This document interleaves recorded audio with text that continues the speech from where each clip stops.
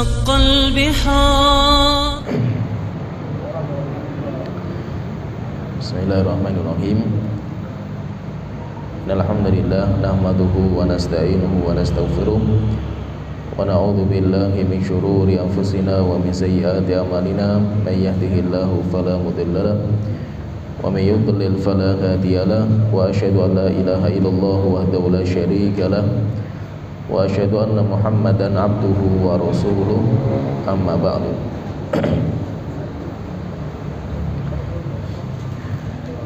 Kita melanjutkan pembahasan kitab Ahkamul Janaiz, hukum-hukum yang berkaitan dengan kematian, yang ditulis sama Syalbani. Dan kita masih membahas tentang kewajiban bagi keluarga yang ditinggal mati. Dan telah kita sebutkan beberapa perkara yang berkaitan dengan keluarga. Boleh bagi keluarga itu untuk melihat wajah si mayit, kemudian mencium kening dan menangis sampai menetes air mata, hukumnya boleh. Tetapi menangis tidak lebih dari 3 hari. Dan yang wajib itu pertama adalah sabar, karena mereka juga sedang diuji. Orang yang mati itu sedang diuji, dan keluarga yang ditinggal mati itu juga diuji. Kemudian yang kedua, setelah sabar, keluarga itu harus istirja, yaitu mengatakan inna lillahi wa inna ilaihi raji'un. Ini kewajiban. Setelah itu kalau bisa membaca doa, Allahumma ajirni fi musibati wa akhlif li khairan minha. Kemudian ditambah lagi, nanti ada fikih berikutnya, kewajiban berikutnya. Tetapi ini khusus jika yang meninggal itu adalah suami atau selain suami yang berkaitan dengan wanita. Jadi nanti ada hukum sendiri apa yang harus dikerjakan oleh wanita ketika ditinggal mati sama keluarganya, yaitu berkaitan dengan wanita yang ditinggal mati, baik yang meninggal itu suaminya atau yang meninggal itu adalah karib kerabatnya, orang tuanya, saudaranya, anaknya, atau yang lainnya. Syalbani beliau mengatakan wala yunafi as-sabr an tantamni al-mar'atu minaz zinati kulliha. Bukan berarti ketika orang itu sabar, yaitu orang sabar ketika ditinggal mati itu, kemudian kalau dia itu sabar, yaitu seorang wanita itu, ketika wanita itu sabar ditinggal mati, maka dia itu harus meninggalkan perhiasan, tidak berhias ketika ada salah satu keluarganya meninggal. Hidadan ala wafati waladiha, itu nanti dinamakan dengan ihdad, berkabung, sebagai bentuk berkabung akan kematian anaknya atau yang lainnya. Tetapi idza lam tazid ala thalathati ayyam, tidak boleh lebih dari 3 hari. Yaitu wanita itu misalkan dia itu ditinggal mati keluarga, kemudian dia itu tidak mau pakai minyak wangi, dia tidak mau pakai perhiasan, boleh sebagai bentuk kesedihan dia, boleh. Tetapi tidak boleh lebih dari 3 hari. Illa ala zawjiha, kecuali kalau yang meninggal itu suaminya, dia sebagai istri, yang meninggal suami. Fatahiddu arba'ata asyhurin wa asyra, maka kalau yang meninggal suami, wanita itu harus berkabung atau ihdat selama 4 bulan 10 hari. Masa ihdatnya itu 4 bulan 10 hari. Berarti beda di sini antara seorang wanita itu antara yang meninggal itu suami atau yang meninggal itu selain suami. Kalau yang meninggal selain suami, orang tuanya, anaknya, saudaranya, maka wanita itu boleh berkabung selama maksimal 3 hari. Berkabung itu maksimal 3 hari. Kemudian yang kedua, kalau yang meninggal itu suaminya, kalau yang meninggal suaminya, maka dia itu berkabungnya 4 bulan 10 hari. Masa berkabung 4 bulan 10 hari. Setelah itu beliau membawakan sebuah riwayat. Beliau mengatakan, riwayat dikeluarkan, disebutkan sama Zainab binti Abi Salamah, dikeluarkan oleh Imam Bukhari. Beliau mengatakan, dakhaltu ala ummi Habibah zauji Nabi sallallahu alaihi wasallam. Kata Zainab binti Abi Salamah, dia mengatakan, saya pernah masuk ke rumahnya Ummu Habibah, dan beliau itu adalah istrinya Rasulullah sallallahu alaihi wasallam, salah satu istri Rasulullah sallallahu alaihi wasallam. Faqalat, kemudian beliau mengatakan, sami'tu Rasulullah sallallahu alaihi wasallam yaqul, saya mendengar Rasulullah sallallahu alaihi wasallam beliau bersabda, la yahillu limra'atin tu'minu billahi wal yaumil akhir an tuhidda ala mayyit an tuhidda ala mayyit fawqa thalathin. Tidak dihalalkan bagi seorang wanita yang beriman kepada Allah dan hari akhir untuk ihdat, berkabung, untuk berkabung akan kematian seseorang melebihi 3 hari, illa ala zaujin, kecuali kalau yang meninggal itu suaminya, arba'ata asyhurin wa asyra, maka dia itu boleh berkabung selama 4 bulan 10 hari. Berkabungnya sampai 4 bulan 10 hari. Tsumma dakhaltu ala Zainab binti Jahsh. Setelah itu Zainab binti Abi Salamah mengatakan, setelah itu kami masuk ke kamarnya, ke rumahnya Zainab binti Jahsh, itu juga istrinya Rasulullah sallallahu alaihi wasallam. Hina tuwfiya akhuha, ketika saudaranya itu meninggal, saudaranya Zainab binti Jahsh itu meninggal. Fada'at bitibin famassat.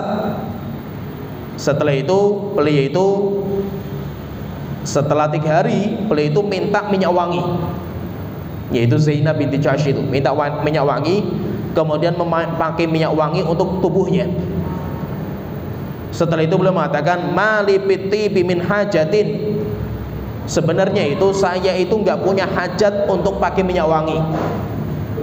Ghairu anni sami'tu Rasulullah sallallahu alaihi wasallam yaqul, akan tetapi karena saya mendengar Rasulullah sallallahu alaihi wasallam itu bersabda, tidak halal bagi seorang wanita beriman kepada Allah dan hari akhir untuk ihdat kepada kematian seseorang lebih dari 3 hari. Maka saya pakai minyak wangi supaya tidak masuk dalam hadis itu. Akhirnya setelah 3 hari dari kematian saudaranya, beliau itu pakai minyak wangi. Itu yang dinamakan dengan hukum namanya ihdat. Nanti akan kita bahas hukum itu di pembahasan fikih. Setelah itu Syalbani mengatakan, walakinnaha idza lam tahidda ala ghairi zawjiha irda'an li zawji wa qada'an li waqriha minha.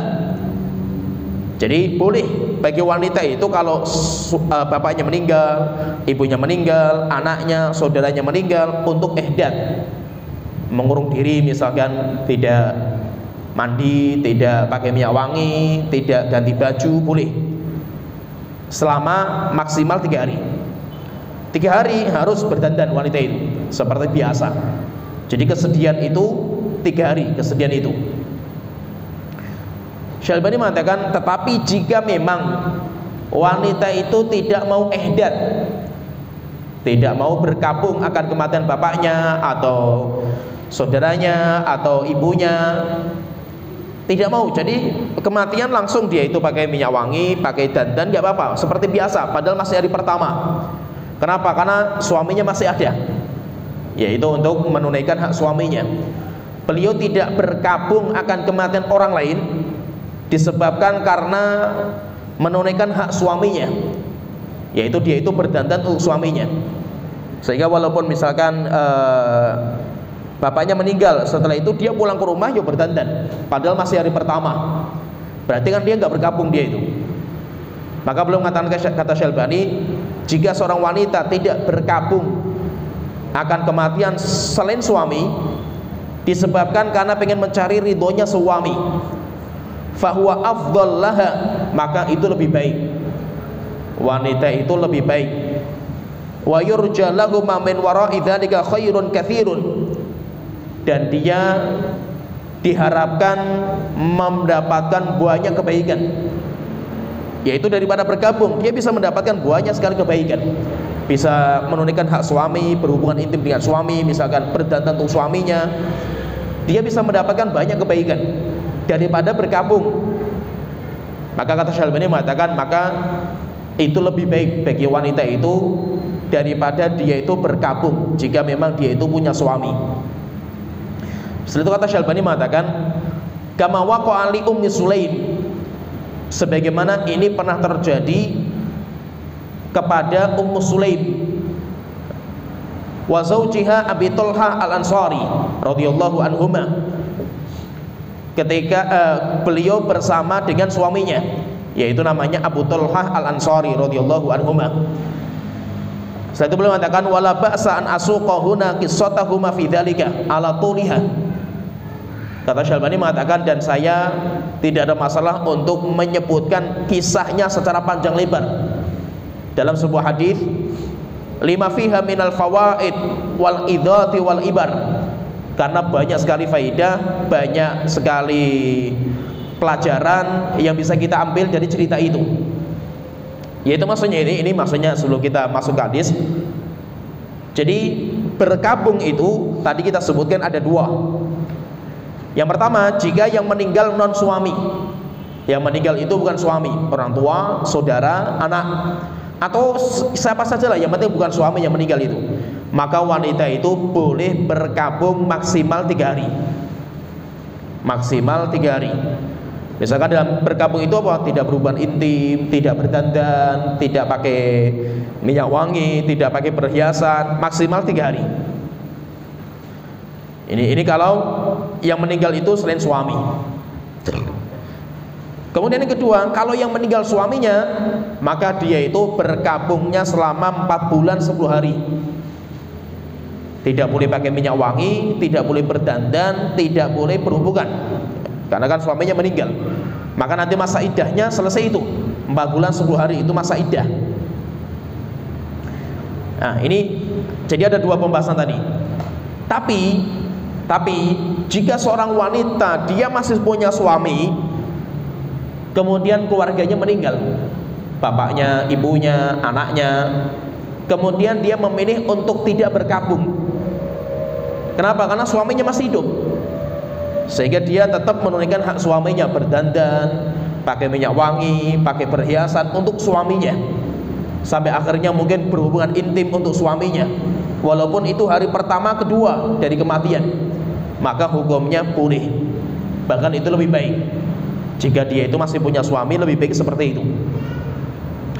Kenapa? Karena ini pernah terjadi zaman Rasulullah SAW, yaitu ketika Ummu Sulaim dan suaminya itu Abu Talha itu anaknya meninggal.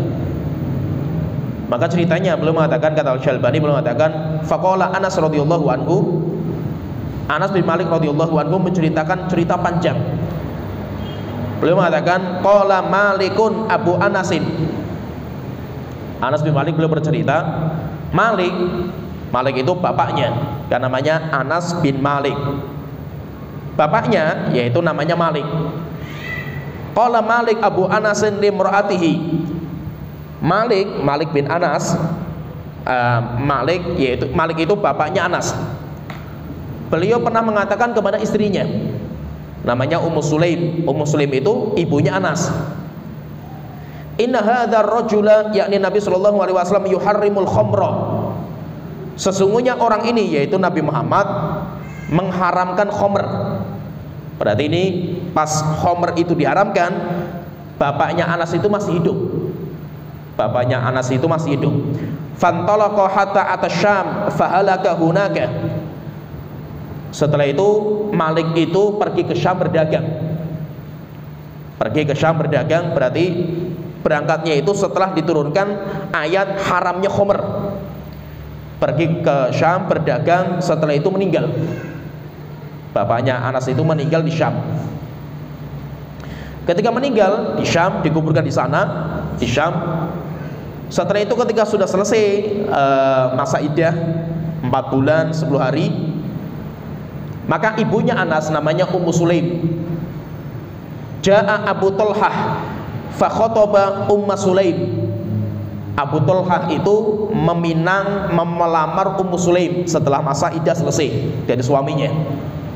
Yaitu suaminya berarti yang meninggal itu bapaknya Anas. Fakallamaha fi dzalika. Dan Abu Talhah itu datang ke rumahnya Ummu Sulaim, kemudian menyampaikan niatnya untuk menikahinya. Faqalat, kemudian Ummu Sulaim mengatakan, ya Abu Talhah, ma mithluka yurad. Maka Ummu Sulaim mengatakan, wahai Abu Talhah, tidak layak orang seperti engkau itu ditolak itu permintaan kamu itu. Walakinnaka mru'un kafir. Tapi kamu itu orang kafir gitu loh. Yaitu orang seperti kamu itu nggak layak untuk ditolak itu. Kamu seorang tokoh, orang kaya, ya, orang baik. Tapi masalahnya kamu itu kafir gitu. Wa ana imra'atun muslimatun la yasluhu li an atazawwajaka. Saya itu wanita muslimah. Saya beriman sama Rasulullah SAW, beriman sama Allah Ta'ala. Kamu orang kafir. Tidak layak bagi saya, tidak dihalalkan bagi saya untuk menikahi kamu. Kenapa? Karena masalahnya itu cuma kafirnya kamu saja itu. Kalau seandainya kamu muslim, kamu itu laki-laki yang sempurna, orang kaya, kemudian kamu orang baik, sempurna. Cuma sayangnya itu kamu itu kafir gitu. Sehingga saya tidak bisa menerima permintaan kamu untuk menikahi saya. Faqala, kemudian Abu Salamah ini mengatakan, Abu Talha mengatakan, madzaka dahraka. Apakah cuma alasan itu kamu itu menolak saya itu? Maka qalat, Ummu Sulaim mengatakan, wa ma dahri. Ya, selama-lamanya itu. Selama kamu masih kafir, saya nggak bisa menerima kamu itu. Qala as-safra'u wal bayda. Kemudian Abu Talha mengatakan, terus kalau seandainya saya datangkan harta emas, perak, as-safra, bayda, safra itu kuning, yaitu itu emas, bayda sesuatu yang putih, perak, kalau seandainya saya berikan ke kamu sebagai mahar, kamu mau nggak? Maka Ummu Sulaim mengatakan, fa inni la uridu safra wala bayda. Saya nggak pengen harta emas perak yang kamu miliki, saya nggak pengen itu. Uridu minkal Islam, yang saya inginkan cuma satu, Islam. Kalau kamu masuk Islam, saya akan terima niatan kamu untuk menikahi saya. Fa in tuslim fadzaka mahri. Bahkan kata Ummu Sulaim mengatakan, kalau kamu masuk Islam, itu maharnya. Yaitu maharnya, bahwa saya nggak minta harta maharnya itu, maharnya Islamnya kamu. Kamu masuk Islam itu sudah mahar bagi saya itu. Yang penting bahwa kamu masuk Islam. Wala as'aluka ghairahu, dan saya tidak minta selain Islam. Saya tidak minta harta benda untuk kamu, dari kamu saya enggak. Mahar kamu ya Islamnya kamu. Kamu masuk Islam itu sudah maharnya. Setelah itu kita menikah. Tapi syaratnya kamu harus masuk Islam. Setelah itu dia mengatakan, Abu Talha mengatakan, faman li bidzalika. Oke, kalau seandainya saya ingin masuk Islam, saya harus kemana? Siapa orang yang harus saya datangi? Qalat, maka wanita itu mengatakan, Muslim mengatakan, laka bidzalika Rasulullah. Kalau kamu ingin masuk Islam, langsung saja ke Rasulullah SAW. Fantalaqa Abu Talha yuridu Nabi sallallahu alaihi wasallam. Setelah itu Abu Talha itu pergi ke Rasulullah sallallahu alaihi wasallam. Wa Rasulullah sallallahu alaihi wasallam jalisun fi ashabihi. Dan Rasulullah sallallahu alaihi wasallam itu sedang duduk bersama para sahabat. Para sahabat mengelilingi Rasulullah sallallahu alaihi wasallam. Falamma ra'ahu, ketika Abu Talha itu melihat Rasulullah sallallahu alaihi wasallam, yaitu sudah datang di perkumpulan Rasulullah sallallahu alaihi wasallam, majelisnya Rasulullah. Qala, maka ada orang yang mengatakan, jaa Abu Talha gharratul Islam. Datang kepada kalian Abu Talha sebagai yaitu harapannya itu dia itu pengen masuk Islam. baina ainaihi, karena Islam itu dia itu pengen sekali bercita-cita untuk masuk Islam. Fa akhbar Rasulullah sallallahu alaihi wasallam bima qalat Sulaim. Akhirnya setelah itu Abu Talha itu datang ke Rasulullah, kemudian menceritakan tentang niatannya. Saya ingin menikahi Sulaim karena dia itu cinta sekali sama Sulaim. Apalagi suaminya sudah meninggal, tetapi masalahnya itu dia tidak menerima pernikahan itu selama dia masih kafir. Akhirnya dia itu ingin masuk Islam. Akhirnya Rasulullah SAW fatazawwajaha ala dzalika. Disyaratkan dia masuk Islam, setelah itu dinikahkan. Orang berdua itu sama Rasulullah SAW. Qala Thabit, kemudian Thabit mengatakan, Thabit Al-Bunani itu salah satu riwayat yang menceritakan cerita ini dari Anas. Fama balaghana anna mahran kana a'dhamu minhu, dan tidak pernah sampai kepada kami sebuah kabar bahwasanya mahar yang paling tinggi itu kecuali maharnya, yaitu apa? Mahar dia itu Islam. Annaha radiyat al-islam mahran, yaitu wanita ini wanita yang terbaik sampai menjadikan maharnya itu masuk Islamnya orang itu, masuk Islam suaminya. Wa kana yuhibbuhu Abu Talha hubban fatazawwajaha wa kanat imra'atan malihatal ainain. Setelah itu, setelah menikah, yaitu keduanya itu menikah, Abu Talha itu menikahi Sulaim. Wa kanat imra'atan malihatal ainain. Diceritakan, dan Sulaim itu wanita yang matanya itu sangat indah. Kedua matanya itu sangat indah. Fiha sigharun, dan matanya itu tipis, yaitu kayak sipit sedikit. Orang Arab matanya sipit sedikit. Wa kanat mauhu hatta wulida lahu bunayun. Setelah itu mereka itu ya melangsungkan kehidupan pernikahan sampai akhirnya mereka itu punya anak. Sampai akhirnya mereka itu punya anak laki-laki. Wa kana yuhibbuhu Abu Talha hubban syadidan. Dan Abu Talha itu sangat mencintai anak itu dengan kecintaan yang luar biasa. Itu anak itu sangat dicintai sama Abu Talha. Famaridus sabiyyu maradun syadid. Akhirnya rupanya anaknya itu sakit parah. Sakitnya parah. Wa tawaddu Abu Talha limaradihi hatta tata'a lahu. Dan Abu Talha itu sangat sedih dengan sakit anaknya. Dia sangat cinta sama anaknya, tetapi anaknya itu sakit parah, sehingga dia itu sangat sedih dengan sakit anaknya itu. Fakana Abu Talha yaqumu sholatal ghada yatawadda. Dan biasanya Abu Talha itu kalau pagi hari, kalau subuh itu beliau itu berwudu untuk sholat subuh. Wa ya'ti Nabi sallallahu alaihi wasallam fayusalli ma'hu, wudu di rumah. Setelah itu beliau itu pergi ke masjid sholat subuh bersama Rasulullah sallallahu alaihi wasallam. Wa yakunu ma'hu ila qaribin min nisfin nahar. Dan kebiasaan beliau itu tidak pulang. Kalau pagi itu beliau itu nggak pulang. Setelah sholat subuh, nanti Abu Talha itu bersama Rasulullah kemana saja Rasulullah pergi, dan pulangnya itu biasanya itu kalau sudah siang hari, sudah mulai siang, yaitu sholat siang itu sebelum zuhur. Biasanya nanti beliau wayaji'u yaqilu wa yakul. Beliau nanti pulang kalau sudah mulai siang itu pulang, kemudian beliau itu qailulah. Kalau dia itu tidur siang.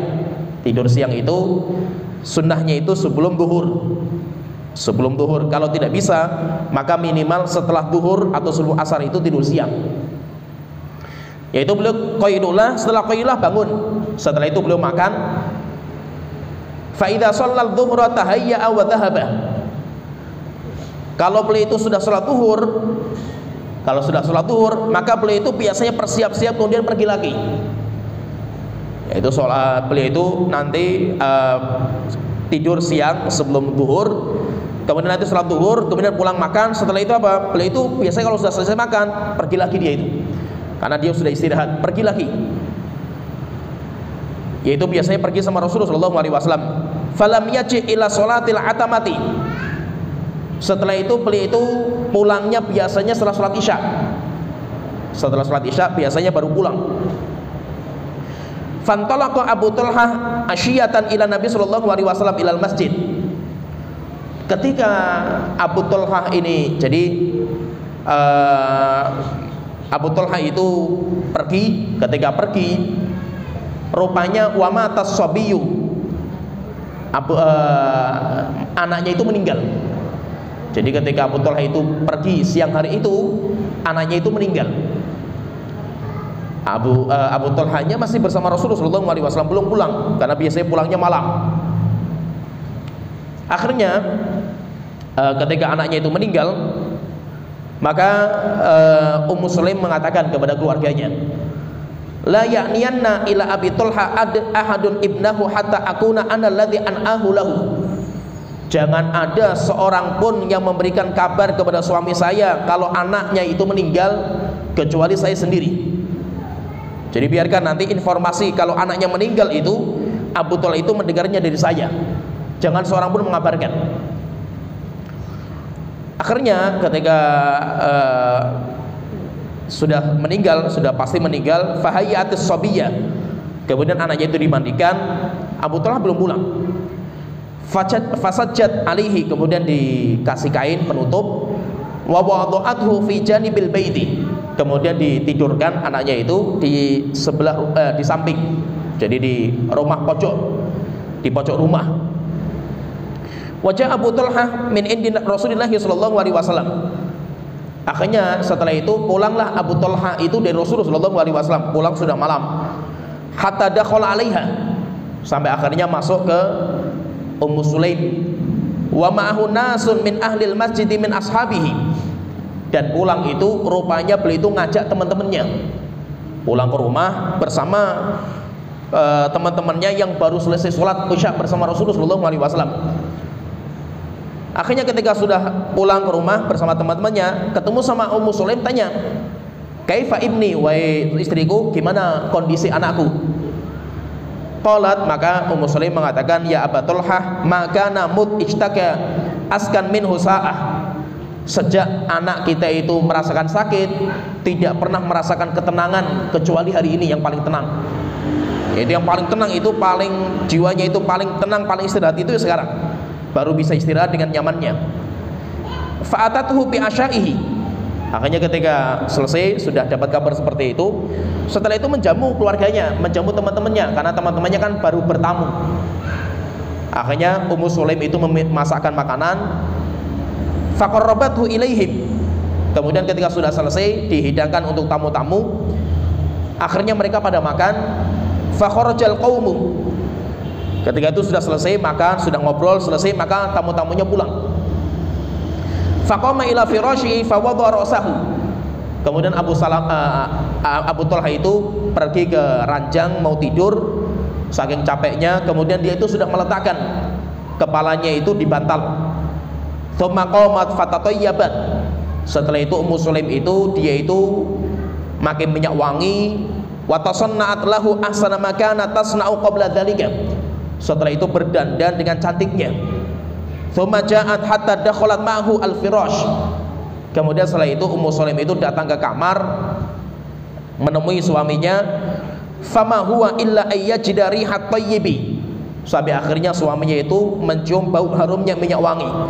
Kana minhu ma yakunu minar rajuli ila ahlihi. Sampai akhirnya terjadi hubungan intim antara Abu Talha sama Ummu Sulaim. Falamma kana akhirul lail, ketika sudah selesai kemudian tidur, akhirnya sudah istirahat. Ketika sudah istirahat kemudian bangun malam, Abu Talha ini bangun malam. Setelah itu Ummu Sulaim itu cerita sama suaminya, bertanya, dia metodenya itu tanya, ya Abu Talha, ara'aita law anna qauman a'aru qauman 'ariyatan lahum. Wahai Abu Talha, saya ingin bertanya, jika seandainya ada orang, kalau seandainya kita itu memberikan pinjaman, sebuah pinjaman kepada seseorang, kemudian kalau sudah akhir masa pinjaman itu selesai, yaitu akhir untuk diambil, fa'asaluhum iyyaha, kemudian orang yang punya itu datang ke orang yang diberikan pinjaman,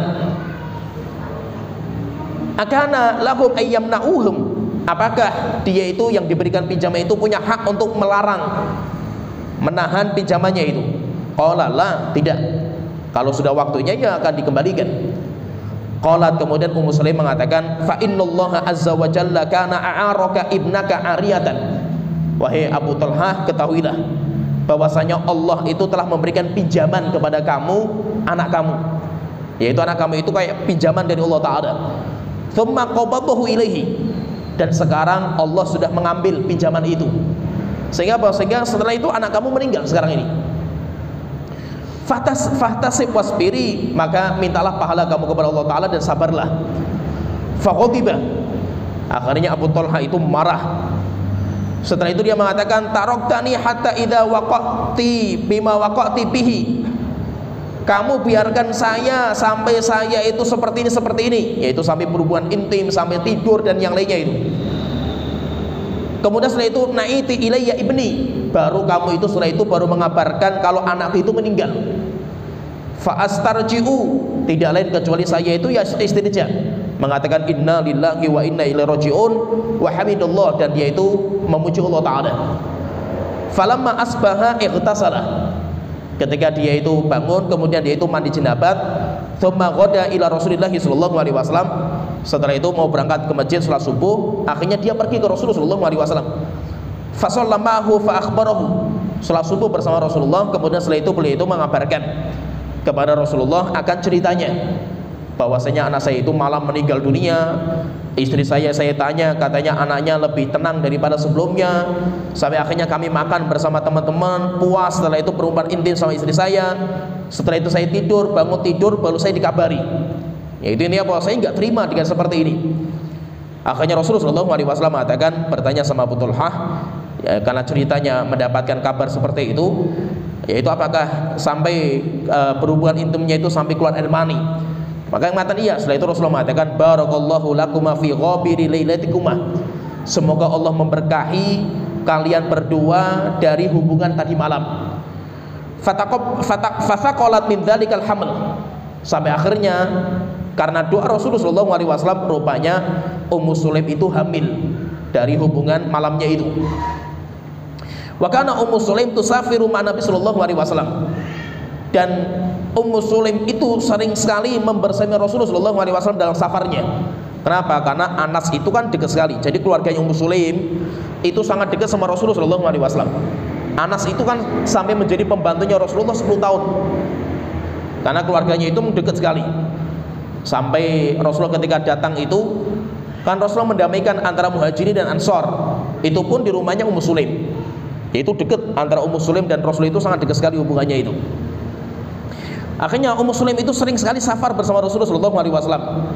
Maka beliau bercerita, pernah suatu ketika itu, wa kanat Ummu Sulaim tusafiru ma Nabi sallallahu alaihi wasallam tukhriju idza kharaja wa tadkhulu ma'hu idza dakhala. Rasulullah sallallahu alaihi wasallam itu kemana beliau safar, Ummu Sulaim itu ngikuti biasanya itu. Rasulullah kalau masuk kemana saja, Ummu Sulaim ikut juga. Ketika hamilnya itu semakin besar, hamilnya Ummu Sulaim itu, maka Rasulullah SAW itu mengatakan kepada Ummu Sulaim, idza walati fa'tini bisabi, wahai Ummu Sulaim, nanti kalau kamu melahirkan, tolong bayinya itu bawa dulu ke saya, jangan diberikan apa-apa sampai nanti engkau bawa ke saya. Qala, kemudian menceritakan, Anas bercerita, fakana Rasulullah SAW fi safarin wa iya ma'hu, ketika hamilnya itu sudah semakin besar, Ummu Sulaim pun tetap safar bersama Rasulullah SAW, tidak mau ketinggalan Rasulullah SAW.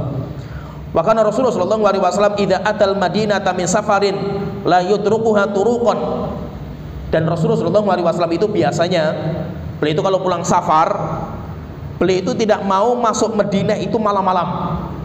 Sehingga kalau sudah mau malam itu, sudah mau sampai Madinah itu, maka Rasulullah itu biasanya istirahat. Beliau istirahat, kemudian bikin kemah, sebelum akhirnya nanti pulang ke Madinah, masuk Madinah itu di waktu pagi biasanya itu. Waktu masuk Madinah itu nggak mungkin di malam hari, Rasulullah nggak pengen. Apalagi mengetuk pintu rumah itu di malam hari, Rasulullah nggak pengen. Di malam-malam itu Rasulullah nggak pengen itu. Biasanya Rasulullah kalau sudah terlalu malam itu, safarnya itu pulangnya sudah terlalu malam, maka beliau itu istirahat dulu. Setelah itu bercerita, yaitu Rasulullah itu ketika sudah kemalaman safarnya itu untuk masuk Madinah, maka Rasulullah istirahat, bikin tenda sebelum masuk Madinah, istirahat di situ. Akhirnya rupanya fadanau minal madinati, yaitu sudah hampir sampai ke Madinah, Rasulullah istirahat. Fadarabahal makhadu, akhirnya disitulah rupanya Ummu Sulaim itu melahirkan. melahirkan di tempat istrinya Rasulullah SAW. Akhirnya Rasulullah selesai pagi harinya Rasulullah pulang. Tetapi Abu Salamah tidak bisa pulang, tidak bisa ke Madinah. Kenapa? Karena istrinya melahirkan. Fahtabasa 'alaiha Abu Talhah. Akhirnya Abu Talhah ini nggak bisa masuk Madinah bersama Rasulullah SAW. Wantalaqa Rasulullah SAW. Rasulullah selesai pagi harinya, Rasulullah setelah itu pulang.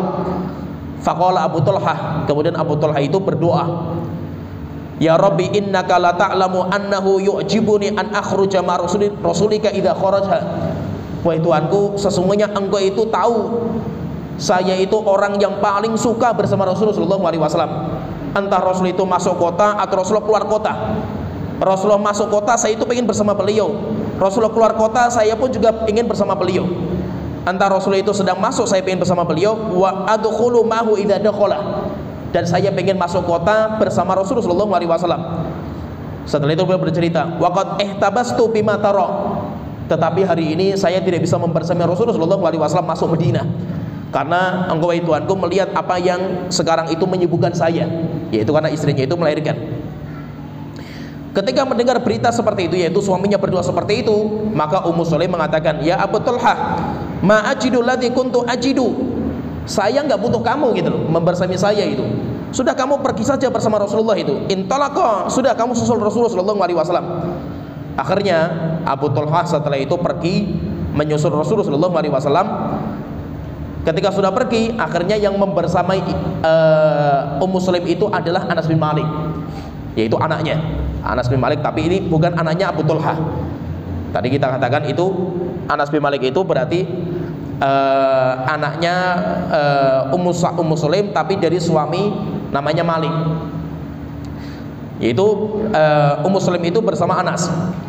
Setelah itu ketika sudah melahirkan anak laki-laki, setelah itu Ummu Sulaim itu mengatakan kepada anaknya Anas, dia mengatakan, ya Anas, la yat'amu syai'an hatta taqdu bihi ila Rasulillah sallallahu alaihi wasallam. Baik Anas, kamu jangan makan, anak ini jangan makan sesuatu, yaitu setelah dilahirkan sampai kamu bawa kepada Rasulullah sallallahu alaihi wasallam, nanti biarkan Rasulullah sallallahu alaihi wasallam yang memberikan makanan. Fawaladat ghulaman wa qalat, setelah itu ketika sudah selesai, maka langsung Anas itu berangkat dengan cepatnya. Ba'athat mahu tabbita maradin. Setelah itu Ummu Sulaim itu memberikan korma kepada Anas, tolong ini bawa ke Rasulullah SAW, demikian juga bawa anak ini. Wa alaihi burdatun, dan anak itu dibungkus dengan kain. Wa huwa yasimu ibilan. Akhirnya setelah itu berangkatlah Anas itu membawa anak itu dan membawa kurma kepada Rasulullah SAW.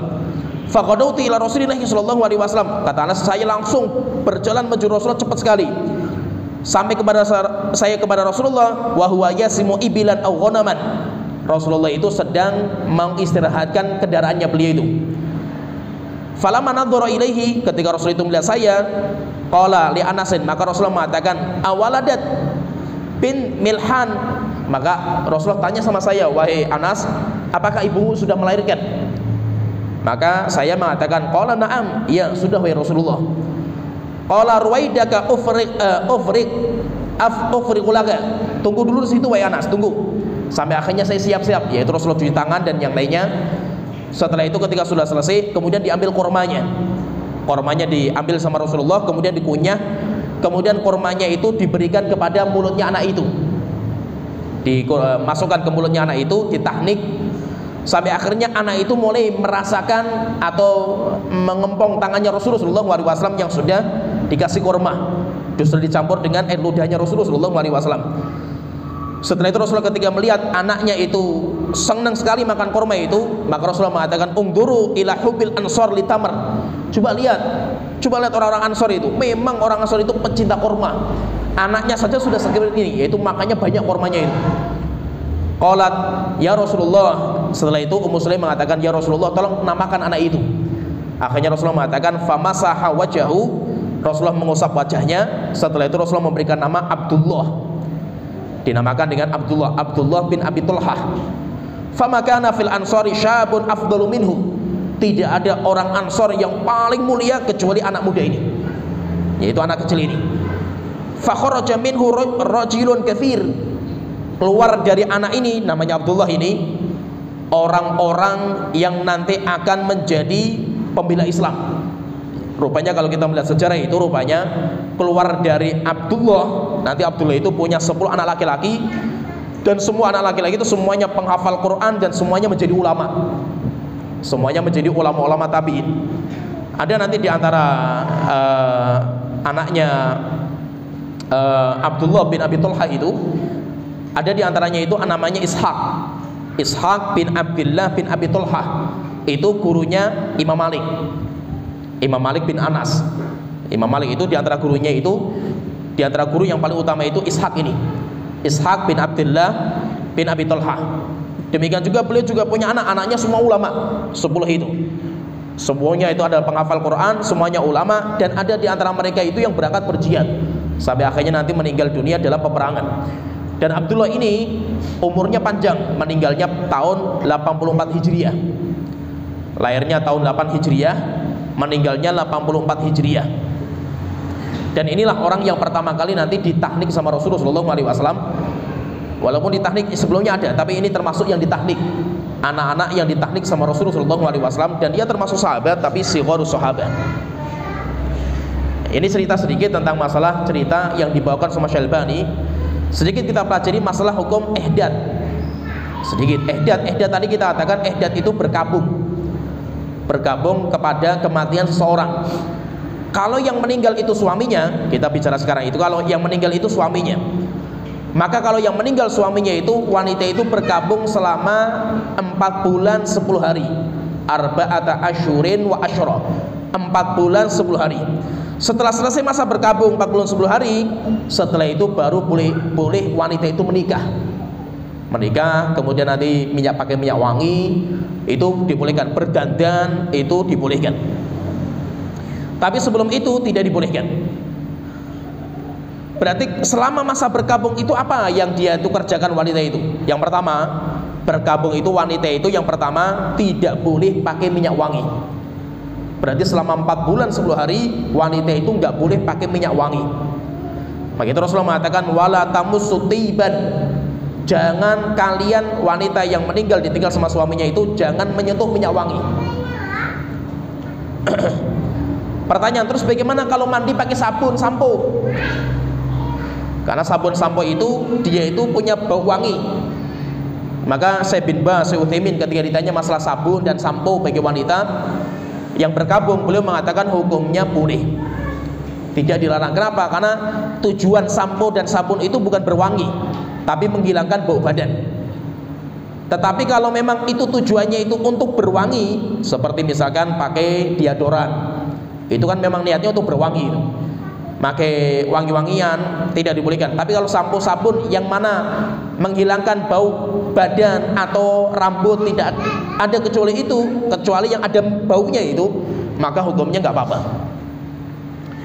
Terus bagaimana kalau wanita itu kerjanya jual minyak wangi itu? Dia itu jualannya minyak wangi, padahal dia itu wanita bergabung. Terus bagaimana hukumnya itu? Apakah harus tinggalkan pekerjaannya itu? Tidak, karena dia tidak memakai. Yang penting tidak memakai. Tapi kalau dia itu memakai minyak wangi, misalkan dia oleskan ke tubuhnya, maka hukumnya diharamkan, nggak dibolehkan. Karena memakai minyak wangi itu yang nggak dibolehkan. Kemudian yang kedua, tidak boleh memakai perhiasan. Baik perhiasan itu di badannya maupun di pakaiannya. Memakai anting, gelang, kalung, itu nggak boleh. Demikian juga baju misalkan, jika memang itu perhiasan, biasanya nanti baju-baju perhiasan itu yang dipakai di manten biasanya itu ada baju-baju yang memang itu sebagai perhiasan. Ketika orang pakai wanita itu biasanya itu untuk berhias. Demikian juga apa? Termasuk pakai celak. Ya, berarti yang tidak dibolehkan apa? Berdandan. Tidak boleh wanita itu berdandan, seperti misalkan pakai celak. Ada sebuah riwayat, ada seorang wanita datang ke Rasulullah SAW kemudian mengatakan, inna ibnati tuwfiya anha zawjuha. Ya Rasulullah, anak saya itu suaminya baru meninggal. Suaminya anak saya itu meninggal dunia itu. Faqad ishtakat ainaha. Dan anak saya itu perempuan itu mengadukan tentang matanya. Afatankihu takhiduha, apakah boleh wanita itu, anak saya itu pakai celak? Rasulullah mengatakan la, enggak boleh. Pakai celak tidak boleh. Innama hiya arba'atu asyhurin wa asyra. Tunggu sampai 4 bulan 10 hari. Tunggu sampai 4 bulan 10 hari. Setelah itu baru boleh pakai celak. Setelah itu, kenapa? Celak itu termasuk berdandan. Demikian juga termasuk apa? Dandan itu seperti misalkan pakai henna di tangan, itu tidak dibolehkan. Karena itu termasuk berdandan, tidak dibolehkan. Kemudian yang dibolehkan itu apa? Keluar rumah kecuali untuk hajat. Berarti selama 4 bulan 10 hari itu dia itu di rumahnya. Kecuali kalau dia itu bekerja, wanita pekerja, nggak apa-apa. Bekerja, tapi tidak boleh tidur di luar selain rumah suaminya. Tidak boleh tidur di rumah luar selain suaminya. Jadi misalkan dia itu kerjanya sebagai guru misalkan atau yang lainnya, nggak apa-apa. Dia keluar rumah untuk bekerja, tapi tidak boleh pakai minyak wangi, tidak boleh berdandan, kemudian tidak boleh pakai perhiasan. Kemudian wanita itu tidak boleh tidur di rumah selain rumah suaminya. Nah, itu dinamakan dengan hukum berkabung. Sampai kapan ini? Ini nanti sampai 4 bulan 10 hari. Nah, termasuk juga apa yang tidak dibolehkan itu apa? Berdandan, menikah. Karena jelas itu masa iddah. 4 bulan 10 hari itu masa iddah, sehingga wanita itu tidak boleh menikah sampai selesai 4 bulan 10 hari.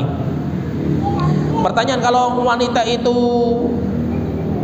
nyisir rambutnya boleh nggak? Boleh, nggak apa-apa gitu. Mandi nggak apa-apa juga itu. Tapi yang penting apa? Yang penting tadi, yang tidak dibolehkan itu tadi, perkara-perkara tadi kan dibolehkan. Tapi kalau yang lain selain itu, maka hukumnya boleh, tidak ada masalah. Nah, itu dinamakan dengan hukum berkabung, atau dalam bahasa kita itu namanya ihdad. Ihdad itu meninggalkan. Jadi maksudnya ihdad itu apa? Meninggalkan kebiasaan wanita untuk berhias.